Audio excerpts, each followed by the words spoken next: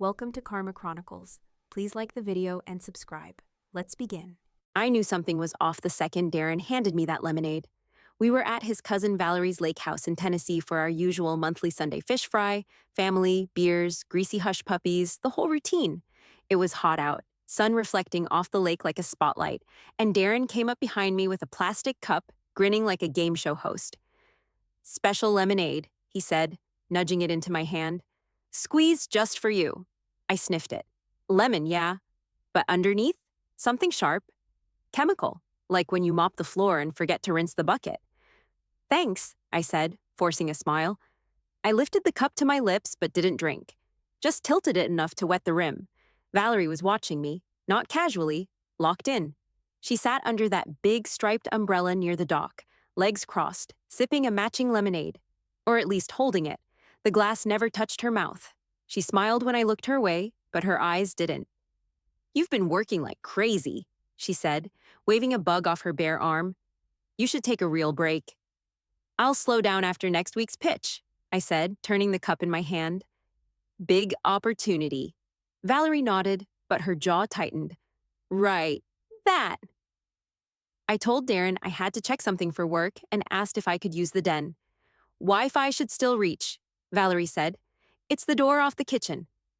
As I walked up the steps, cup in hand, I passed her chair. My foot caught on the edge of the rug, on purpose, and I staggered. "Shoot, sorry." I reached out, one hand on her chair for balance and the other over the drinks. Hers jostled, and I made a little show of switching them back, or so she thought. "Got it," I said, steadying myself and pretending not to notice how Darren's eyes flicked to the glasses. She smiled. "You okay?" "Just clumsy." I smiled back and headed inside, now holding the lemonade she'd been babysitting all afternoon. Inside the den, I shut the door and stared down at the cup. Let's see who this was really meant for. I cracked the den door open, just enough to see through. Valerie sat back in her chair, finally raising the lemonade to her lips. She took one slow sip, swallowed, and then froze. Her face twisted like she'd just licked a battery. She coughed once, light into her hand. Then again, harder. Her elbow slipped off the armrest. My heart dropped. Her fingers twitched. The cup rattled against the glass table as she tried to set it down, but missed.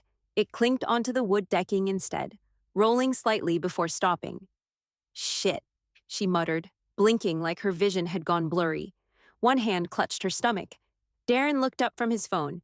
He barely even reacted at first. But then something clicked. "That wasn't your glass," he said, half under his breath, like it slipped out before he could catch it. His voice cracked. "Wait, that wasn't—" Valerie made a low choking sound and tried to stand. Her knees buckled, and she caught herself on the arm of the chair, knuckles white. I stepped out into the hallway and pulled my phone from my back pocket, keeping my fingers steady even though my legs weren't. Calm voice, steady hands. That's what mattered now. I hit record on the camera app first, then dialed 911 with my other hand, put the phone on speaker, kept it low, but clear. 911, what's your emergency?" "I'm at a private lake house just outside Franklin, Tennessee," I said, fast but controlled. "There's a woman here, mid-40s, showing signs of possible poisoning. She's conscious but barely. She's trembling and seems disoriented." "What is the address?" I moved down the hall, still filming through the open doorway. Valerie groaned. Darren stood now, pacing 2 steps, rubbing his hands over his face. He looked like he was going to puke. "She was drinking something that didn't seem right," I said to the dispatcher. "She didn't pour it. It was handed to her by someone else." "Is she breathing?" "She is, but she's struggling. Shallow. Her skin looks pale, kind of blotchy." Valerie made a sound like a sob. Darren rushed toward her, reaching out. "Val, sit down. You just need water. Or—" She pushed him off. "You said it was safe?" she rasped, her eyes darted, unfocused. "You said it would just make her dizzy." That stopped him cold. I caught all of it, clear as day on video. "Help is on the way," the dispatcher said. "Stay with her if it's safe. Don't let her eat or drink anything else." I didn't move yet. I wanted everything captured before anyone touched anything. Valerie staggered a step, tried to reach the porch railing, and nearly fell forward. Darren caught her elbow and eased her back down, but his hands were shaking so bad he couldn't even grip properly. "I didn't give it to her," he said too loudly. It wasn't supposed to go to her. I could hear my own pulse in my ears. I stepped out onto the deck, finally revealing myself. "I've got paramedics on the way," I said, "and I've been filming since she took that sip." Darren spun to look at me, face completely drained. "You switched the glasses?" "Sure did." Valerie looked up at me, her whole body sagging like her bones were too heavy to hold up. Her mouth opened, but no sound came out. I crouched next to her, kept the phone camera steady on her face. "Just hang in there. Don't talk, don't move. Help's coming." Darren was still pacing like a trapped animal. "You don't know what you're doing. You don't even know what was in it." "I know enough," I said, "and so will everyone else." In the distance, I heard a siren start cutting through the trees. That sound, it didn't scare me. It was the best thing I'd heard all day. She squeezed out the words like they hurt. "You said it would just make her dizzy." That hiss from Valerie landed like a thrown knife straight at Darren. He flinched, the color draining from his face the way clouds swallow the sun. His hands went slack at his sides. For a beat, there was only the slap of the leaves in the breeze and the faint high whine of the ambulance getting closer. My mouth tasted like metal. Memory after memory slid into place, not like a movie rewind, but like a chain of tiny betrayals I'd been too exhausted to notice. The time at the holiday brunch, when I woke up vomiting for hours, and the doctor shrugged and said, "Viral stomach bug." The client dinner that left me lightheaded and feverish right before an investor roadshow, and Darren telling me to skip it because you probably just ate something off. The rash that showed up the week I was supposed to fly to Boston for a demo, and then vanished after a day with no explanation. Each one had felt like bad luck, or stress, or me being fragile. I didn't think they were accidents then. I thought maybe I was clumsy, maybe my body was finally getting the better of me. I didn't want to let myself suspect him. That part has a way of softening you, makes you give excuses that aren't there. Valerie's eyelids fluttered. Her voice came out thin. "She was supposed to miss the funding pitch next week," she said. It wasn't a whisper, it was a confession that had nowhere left to hide. The words hit harder than the first sip ever did. I'd been prepping for that pitch for months. Slide decks, financial models, the demo that could open the door to our series round. Our venture partner, a boutique firm in Atlanta, had already scheduled the meeting for Monday. If I didn't show up, if I looked shaky, if I made a mistake, my company would lose momentum, and someone else would step in. I felt the sanity of a plan snap into clarity. They weren't sabotaging small moments. This was targeted, surgical. Valerie's confession connected the dots I'd refused to see. All the times I'd been sick before pivotal meetings weren't coincidences. They were test runs. Darren mouthed something. Could have been denial, could have been defense. He looked like he wanted to argue, to rewrite what he'd obviously written. Instead, he stared at Valerie like she'd stabbed him, and he couldn't tell if he was the blade or the wound. The paramedics spilled out of the ambulance with their kits like violence in slow motion. I handed my phone, still recording, to the nearest responder because I wanted professional witnesses and because my hands were shaking so badly, I couldn't trust myself to keep steady. They checked Valerie fast, airway, breathing, circulation, then loaded her into the stretcher with practiced curt kindness. A woman paramedic squeezed my shoulder without looking like she felt anything more than duty. "Do you want to ride with her?" she asked. "No," I said. My voice came out flat. "I need to get this to someone who can act." They strapped Valerie into the gurney and slid her into the ambulance. Through the open back, I saw Darren stand on the porch, fully white, hands in pockets, watching like someone watching a play where they weren't sure if they'd already said their lines. The doors clanged shut. The siren that had been a promise before now sounded like punctuation. Final, sharp. The ambulance peeled out, leaving a wash of dust and a silence so loud it made my ears ring. I went straight to the den and closed the door behind me. My fingers left smudges on the glass of the laptop as I opened my email. I didn't craft anything clever, I didn't rehearse. I attached the video file, the whole minute plus of Valerie coughing, Darren's mutter, her dizzy line, every raw second, and typed a subject line that read only, "Evidence, Lake House incident." I added my lawyer's address, CC'd a backup counsel, and then paused with my finger hovering over the send button. My chest felt like a fist. Then I hit send and watched the progress bar crawl until the little flag flipped to delivered. That was the action, the proof out there. Not a scream, not a confrontation. Evidence in motion. I shut the laptop and stood. My phone buzzed with the 911 operator calling back. I picked it up and listened to the voice on the other end confirm the ambulance was en route to the county hospital ER. Then I walked back to the porch because whatever came next, I was staying until it unfolded. The emergency room smelled like bleach and panic. I stood near the front desk, still in the same clothes, still with that same thudding behind my eyes. A nurse pointed me toward the consultation room where a doctor waited with a clipboard in one hand and a cup of black coffee in the other. "Are you the one who called it in?" he asked. I nodded. "I'm her." I paused. "I'm related through marriage." "She's stable," he said right away. "But we found multiple toxic substances in her blood. Some of it's common stuff, Benadryl, Dramamine, but in high doses. One of the compounds, though, it's not something you'd find in a regular household. Not legally, anyway." I didn't blink. Could it be fatal? If she'd had more? Yeah, easy. He flipped to another page. "Who gave her the drink?" That's where it gets interesting. I pulled my phone from my pocket, opened the video, and handed it to him. He leaned against the wall as he watched, eyes scanning like he was reading between every line. Valerie's slurred words, Darren's panic, her accusation, "You said it would just make her dizzy." All of it, clear as glass. When the video ended, he looked at me and said, "Do you have a copy of this somewhere safe?" "Already sent to my lawyer," I said, "and my cloud account. Multiple backups." He handed the phone back just as the door opened behind me. "Hey," Darren said, casual like he hadn't vanished for over an hour. "Sorry, I had to move the car. Lot was full." I turned, arms crossed. "You were gone 45 minutes. I couldn't find a spot." I looped around. Figured I'd let things calm down. The doctor stayed silent. Just watched him like he was cataloging symptoms. Darren looked between us. "Is she okay?" "She had multiple toxic agents in her system," I said. "Some prescription, some not so much." His eyes flicked to the floor. "Jesus." I wasn't done. "You want to explain this?" I opened my messaging app and pulled up a set of screenshots. "These are from your phone, forwarded to my email last week, just in case." His face froze. I tapped through the texts one by one. "We need to time it better." She was still coherent at the Q4 pitch. If she skips another board meeting, they'll start wondering if she's burning out. Next dose should make her slow enough to stumble. Darren's hands twitched like he wanted to snatch the phone from me, but didn't dare. "You read my messages?" he asked. "You planned how to poison me," I said. "Forgive me for skipping the privacy discussion." He laughed, short and desperate. "You're twisting it.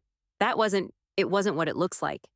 You wrote, and I quote, 'We just need her unfit for presentations, not hospitalized.' What else could that mean?" His mouth opened, closed, opened again. "Valerie came up with that wording. I was just venting." "Oh, so it was a venting schedule."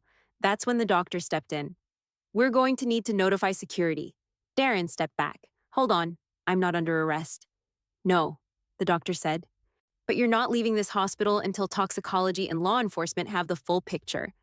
I watched Darren's jaw clench like he wanted to argue, but then he noticed 2 security guards already walking down the hallway. "You have no idea what you're doing," he muttered. "I know exactly what I'm doing," I said. Finally, the guards stopped behind him. One gestured toward a bench. "Sir, we'll need you to sit here while the team finishes their work." He didn't resist, just sat, folding his hands, jaw ticking. As I turned back to the doctor, he asked, "Has anything like this happened before?" I nodded once. "Yeah, and it's all coming together now." The hospital conference room they stuck me in was cold as hell, like they cranked the AC to freeze people into compliance. A uniformed officer stood outside the door, arms crossed, not saying a word. 15 minutes after security benched Darren, Detective Ruiz walked in, mid-40s, Latino, gray streaks at his temples, not in a rush. He didn't bother with the small talk.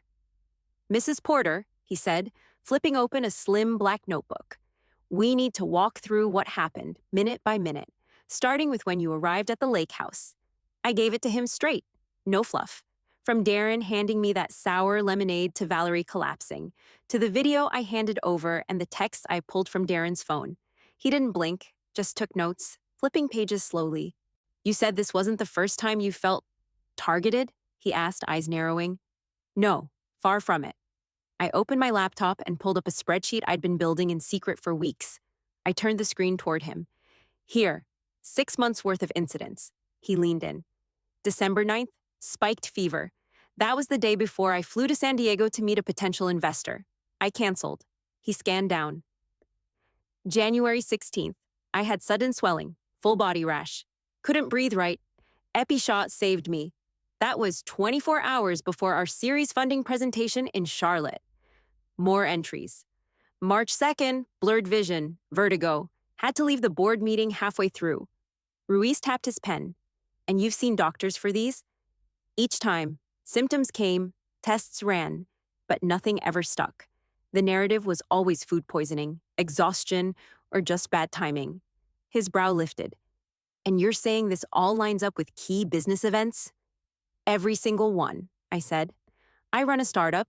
Valerie's a partner. Darren was a paid consultant. They both had access to my calendar, my schedule, my team. Ruiz sat back. You log everything in this? No, that's just the timeline. I have recordings too. His head tilted. You recorded them? I pulled out a second phone, my backup, wiped clean except for one app and one folder. They got too comfortable around me, like I was too tired or too distracted to notice. He took the phone carefully, tapped the first file. Valerie's voice came through, clear as glass. This pitch is everything. She can't show up again. Ruiz hit pause. I nodded toward the phone. That was 3 days before our investor call in September. I had a seizure the night before. Collapsed in the kitchen. Darren said it was low blood sugar. No diagnosis. Ruiz didn't say anything right away. He just leaned forward, elbows on the table, scanning the notes again, then back at me. So, let me ask straight. You believe Valerie and your husband were collaborating to make you physically unfit for work? Yes, I said. To delay or sabotage my leadership role, to force the firm to step in, move me out, or put someone else in front of investors. Someone like Valerie. I didn't need to answer that. He got it. Did they know about the backup phone? Not until right now, I said. And I hope you don't mind, but I just uploaded all the audio to a secure drive. I don't trust local copies anymore. Ruiz gave the smallest hint of a smile. Smart. He tapped his notebook closed. This isn't just some amateur mess. This is organized, calculated. They had motive, opportunity, and now, intent. I've been saying that for months, I said. Everyone else thought I was just overwhelmed. He stood, nodded once. I'll take this to the team. We'll start a formal investigation. Medical history, forensics, the whole thing. I stood too, met his eyes. You're gonna find more. I'm sure of it. He didn't doubt me. Let's get to work, he said, already moving toward the door. The hallway outside Valerie's room echoed with Darren's voice before I even got close. I didn't hurt her, he was saying, louder than anyone asked for. We were helping her slow down. She was burning herself out. A nurse flinched as she passed him. 2 hospital security guards stood nearby, arms crossed, unmoved. She hasn't slept more than 4 hours in months, Darren snapped. I wasn't trying to kill her. I was trying to protect her from herself. I stepped into view, arms folded. That's an interesting version of let's poison my wife. He spun around, caught off guard. You think you're invincible now? He said. Recording everything like some spy? I cut him off. Keep your voice down unless you want another video trending. Behind me, a door opened, and Dr. Harlow walked out of Valerie's room. Middle-aged, no-nonsense lab coat still buttoned all the way up. He held a chart in one hand and spoke like he didn't have time for anyone's drama. We've confirmed the substance in Miss Caldwell's blood, he said to me, then gave Darren a pointed glance. It's a compound derived from scopolamine, combined with meclizine and 2 sedatives. Not over the counter, not something you'd casually put in lemonade. Darren's face went blank, then defensive. That's not possible. It's very possible, Dr. Harlow said, flat. It was dosed precisely to cause confusion, nausea, and cognitive delay without full incapacitation. Valerie, sitting propped up in bed just behind the doctor, turned her head slowly toward Darren. She looked like she'd been hit by a truck. No makeup. Pale as snow, but her confidence was gone. Her eyes didn't burn the way they used to. They darted like she didn't trust what she was seeing. You told me it was just allergy meds, she said. You said it was safe. Darren's hands rose like he was trying to calm her down. You wanted her out of the way too. Don't rewrite history just because you're scared now. I didn't want to kill her, Valerie snapped. Her voice cracked. and she winced like even yelling cost her something now. Before I could say a word, an officer stepped in from the hallway, carrying a cardboard evidence box sealed in clear plastic. He walked straight over to the nurse's station and dropped it on the counter with a dull thunk. Seized from Mr. Porter's home office, the officer said, labeled supplement containers, loose pill bottles, unregistered prescription samples, and this. He held up a black leather-bound notebook, thick pages, tabs sticking out. I moved closer. He flipped it open. Handwritten notes, dated, labeled by week, dosage, effect, symptoms, adjustments. 50 mg, speech slightly slowed. 100 mg, nausea, mild vomiting. Vision blur, confirmed. 125 ring, ER visit, too much. Try half dose next quarter pitch. It didn't read like chaos. It read like a damn experiment. I stared down at the pages, jaw clenched. The same way someone tests soil or chemicals or lab rats, he'd been testing me. Trial and error, pain and reaction. This is sick, I said, barely able to keep my voice even. Valerie didn't argue. She stared down at the blanket on her lap like it was the only safe thing in the room. Darren finally stepped back, hands up. I didn't want her to fail, he said, eyes darting between us all. She just needed to hit pause, regroup. She was pushing too hard. You all saw it. Dr. Harlow shook his head. She didn't need a break. She needed a supportive partner, not someone playing pharmacist in secret. The officer zipped the notebook into an evidence bag.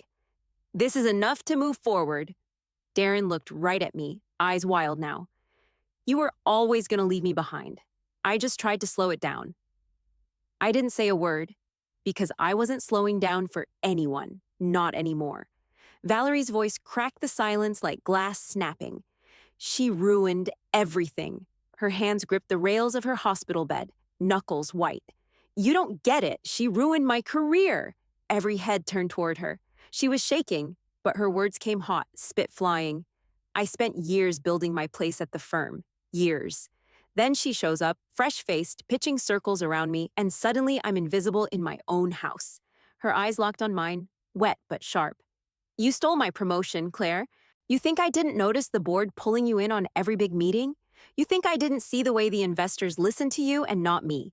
It felt like she slapped me, not because she was right, because she'd been carrying this like a stone in her chest, letting it rot her from the inside.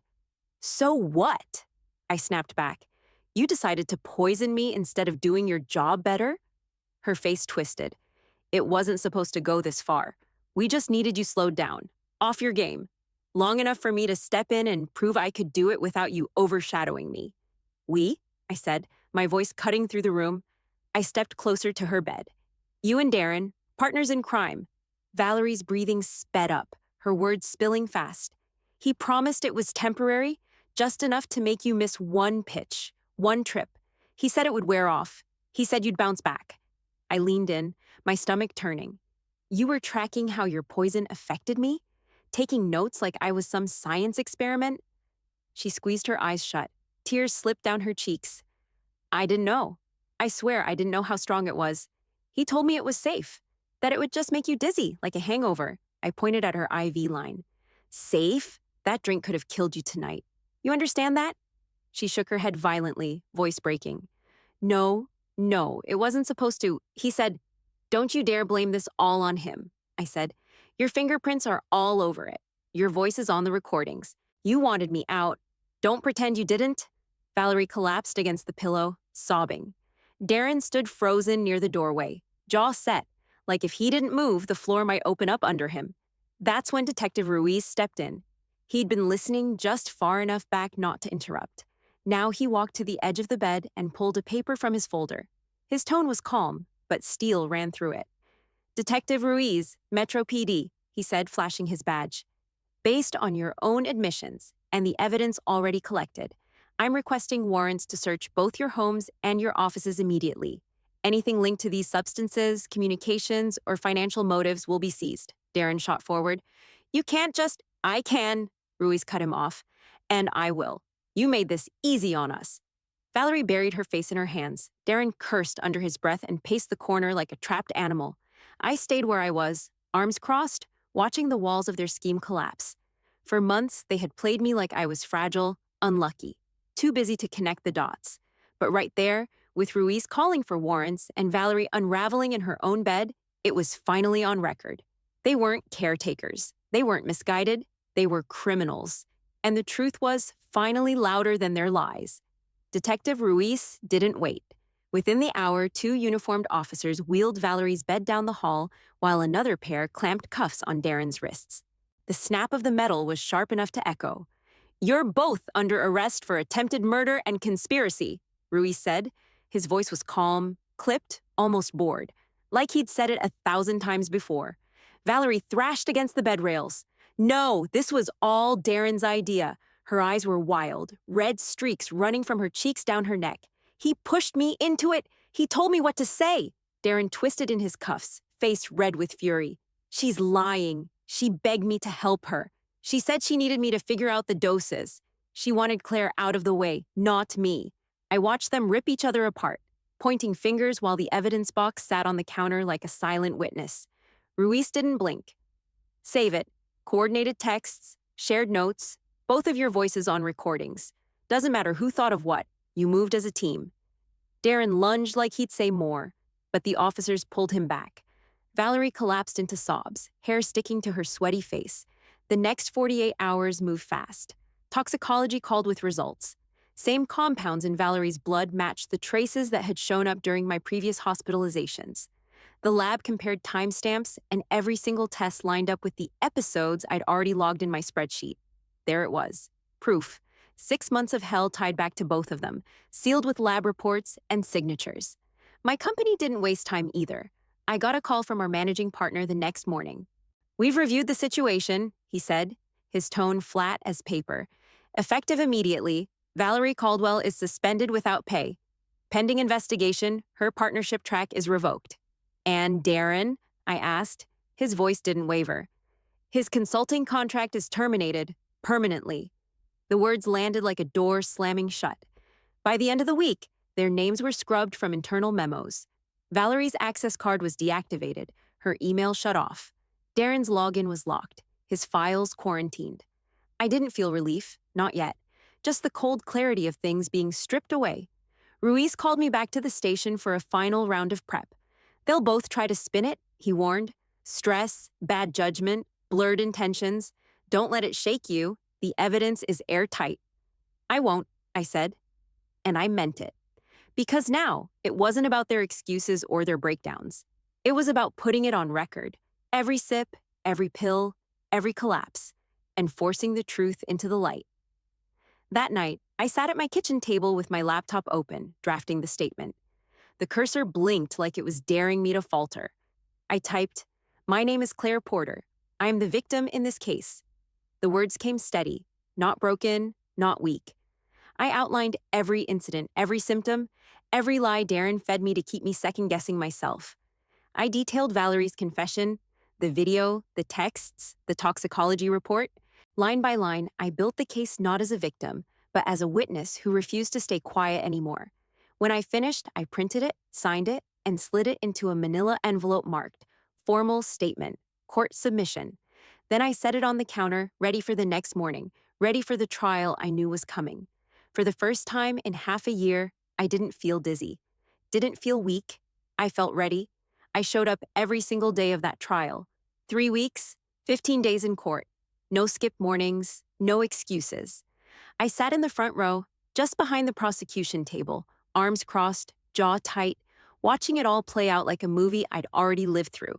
Except this time, the audience got to see everything. The first day, Darren barely looked at me. Valerie did, but not for long. Her eyes dropped fast like I burned to look at now. They both looked smaller than I remembered. Not physically, just diminished. The prosecutors came in sharp. Clean-cut team, clipped voices, folders thick with evidence. They didn't drag it out. They didn't need to. First came the texts, projected right onto the wall behind the jury box, one by one. "She was still sharp at the board meeting. Dial it back. Make sure she's just tired, not throwing up. We'll test the adjusted dosage this weekend." You could hear the jury shift in their seats. The judge didn't flinch. The defense team squirmed. Then they played the audio, recordings from my backup phone. The one where Valerie said, "This pitch is everything." She can't show up again. The one where Darren muttered about needing more control over her schedule. After that, the video I shot at the lake house. Valerie sipping, coughing, Darren panicking, her whispering, "You said it would just make her dizzy." Nobody breathed during that part. Dr. Harlow took the stand midweek. Calm, clear. Spoke like a man who knew exactly how serious his words were. The dosages weren't accidental, he said. They were escalated gradually, enough to impair cognitive function and stamina, but not cause immediate collapse. It was methodical. "Would you consider this experimental dosing?" the prosecutor asked. "Yes," Harlow said. "In a clinical sense, without consent, without oversight, and completely illegal." Then came the supplier, a clean-cut pharmaceutical rep who looked about 30, nervous at first, but steady under pressure. He testified that Darren had accessed chemical samples from an old college friend who worked in early-stage pharmacology research. "Stuff that hadn't hit the market yet," he said. He paused, then added, "I only found out when the police called. Darren told me it was for migraines." The defense tried their best, claimed poor judgment, said stress and insecurity had warped Darren's behavior, claimed Valerie was caught in an emotional spiral, too weak to say no. They even tried the old ambition clouded their morality angle. Like ambition was an excuse for attempted murder. It fell flat. The prosecutors shut it down with one word: intent. They showed the notebook again, the one with dosage logs, handwritten, cross-referenced with my calendar. "Tell me," the prosecutor asked the jury, holding up a page, "how stress explains this level of planning." The final morning, the courtroom felt like it had already made up its mind. Darren sat stiff, jaw clenched, eyes glassy. Valerie cried quietly beside him, shoulders curled inward. When the jury came back, the foreman stood, cleared his throat, and said 3 words I'll never forget: "Guilty on all." Every count stuck: attempted murder, conspiracy, unlawful experimentation, obstruction. The judge didn't drag out sentencing, called them both reckless, dangerous, and unfit to operate in free society, gave each of them the maximum allowed, 25 years, no parole until 18 served. Darren blinked hard, like maybe he expected a lighter hand. Valerie just sobbed into her sleeve. I sat still, didn't smile, didn't cry, because it wasn't about revenge. It was about making the truth louder than their excuses, about putting it on paper, on tape, in a courtroom, so no one could twist it later. Outside, the media tried to swarm. Microphones shoved in my face, cameras flashing. I said one sentence: justice was done.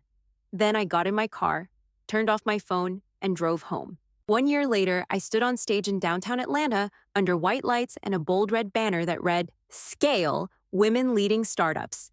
I wore a black suit, clean lines, no frills, just like my message. The room was packed: early founders, VCs, startup execs, some wide-eyed college interns scribbling notes like every word might save them later. I didn't start with a story about what happened. I started with what came after. "You lose something big when people you trust turn on you," I said, "but you don't lose your mind, or your business, or your future. Not unless you hand it over." I told them what I'd learned about resilience, not from books, but from surviving it day by day. How betrayal doesn't end you unless you stop showing up. How rebuilding isn't glamorous, just stubborn. Someone in the crowd raised a hand during Q&A. "How did you stay calm through all of that?" she asked. "I don't think I could have." I didn't sugarcoat it. "I followed the facts," I said. "I didn't let fear take over, and I stopped waiting for people to validate what I already knew was real." That got a few nods, a couple claps, but I didn't pause long. I closed strong. "I'm not here today because I outsmarted anyone," I told them. "I'm here because I didn't back down when they thought I would." That evening, back at my hotel room, I kicked off my heels and collapsed onto the bed, exhausted but wired. I checked my email out of habit, expecting nothing urgent. There it was, subject line in bold: "Contract renewal, confirmed a major multi-year deal." The same client Valerie had tried to poach before everything exploded. Signed, sealed, moving forward with me at the helm. I smiled just once. Then I clicked over to a news alert that popped up below it. Breaking: Valerie Caldwell and Darren Porter begin sentences in federal facility. I didn't open the article. I deleted the alert. No hesitation. That part of my life was over.